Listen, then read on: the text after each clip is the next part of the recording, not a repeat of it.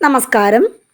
തൃശൂർ ആലത്തൂർ തോൽവികൾ സംബന്ധിച്ച അന്വേഷണ റിപ്പോർട്ടുകൾ ഭാരവാഹികൾക്ക് മുന്നിൽ വയ്ക്കാനൊരുങ്ങി KPCC നേതൃത്വം. നാളെ എറണാകുളത്ത് ചേരുന്ന KPCC ഭാരവാഹികളുടെയും DCC പ്രസിഡന്റുമാരുടെയും യോഗത്തിൽ റിപ്പോർട്ടുകൾ പരസ്യപ്പെടുത്താനാണ് ഉദ്ദേശിക്കുന്നത്. യോഗത്തിൽ KPCC DCC പുനർസംഘടനയടക്കം ചർച്ച ചെയ്യും. 25 KPCC ഭാരവാഹികളിൽ 19 പേർ, 14 DCC പ്രസിഡന്റുമാരിൽ 10 പേർ തുടങ്ങി ഇത്രയും പേരെ നീക്കി പുനർസംഘടന നടത്തണമെന്ന ശുപാർശയോടെയാണ് കേരളത്തിന്റെ ചുമതലയുള്ള AICC സെക്രട്ടറിമാർ ഹൈക്കമാൻഡിന് ഒരു റിപ്പോർട്ട് സമർപ്പിച്ചത്. അതിനുശേഷം AICC സെക്രട്ടറിമാരുടെ കാര്യത്തിൽ വരെ മാറ്റങ്ങൾ വന്നെങ്കിലും KPCC DCC പുനർസംഘടന അനന്തമായി നീളുകയാണ്.